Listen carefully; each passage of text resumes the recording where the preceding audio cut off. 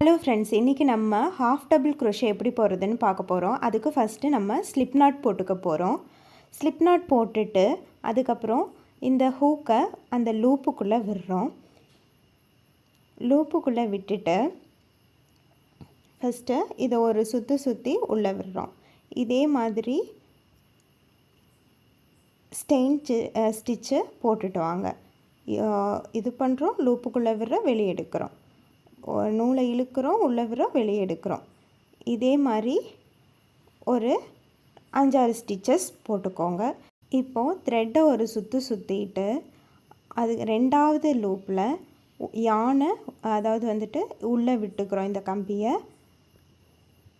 உள்ளே விட்டுட்டு ஒரு லூப் எடுத்து அதுக்குள்ளே விட்டு வெளியே எடுக்கிறோம். அதுக்கப்புறம் ஒரு சுற்றி 3க்குள்ளேயும் வெளியே எடுக்கிறோம். ஓகேவா? இதே மாதிரி நான் இன்னொரு டைமும் சொல்கிறேன். ஃபஸ்ட்டு ஒரு சுற்றிக்கிறோம். அதுக்கப்புறம் லூப்புக்குள்ளே விட்டு ஒரு சுற்றி அந்த லூப்லேருந்து வெளியே எடுக்கிறோம். இப்போ நம்மளுக்கு 3 லூப் கிடச்சிருக்கு. 3 லூப்புக்கும் சேர்ந்தாப்படி ஒரு லூப் போட்டு வெளியே எடுக்கிறோம்.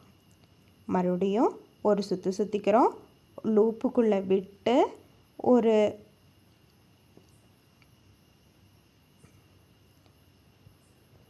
ஒரு நூலை ஒரு சுற்றி வெளியே எடுத்துகிட்டு இப்போ நம்மளுக்கு 3 லூப் கிடைக்கும். 3க்கும் சேர்ந்தாப்படி ஒரு லூப் போட போகிறோம். ஒரு யானை ஒரு சுற்றிக்கிறோம். அதுக்கப்புறம் லூப்புக்குள்ளே விடுறோம். அதுக்கப்புறம் ஒரு சுற்றி வெளியே எடுத்துக்கிறோம். நம்மளுக்கு 3 லூப் கிடைக்கும்.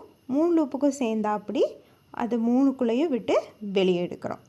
இதே மாதிரி இன்னும் நம்ம 2 தடவை பண்ணினோம் அப்படின்னா நமக்கு ஹாஃப் டபுள் crochet எப்படி போடுறது அப்படிங்கிறது நமக்கு தெரிஞ்சிருச்சு.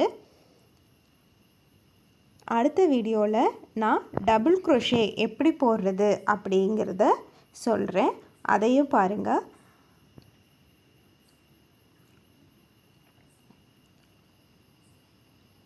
இப்போது சுற்றிட்டோம், லூப்புக்குள்ளே விடுறோம், உள்ளே விட்டு வெளியே எடுக்கிறோம். 3 லூப் கிடச்சிருச்சு. 3 லூப்புக்கும் சேர்ந்தாப்படி ஒரு லூப் போட்டு வெளியே எடுக்கிறோம்.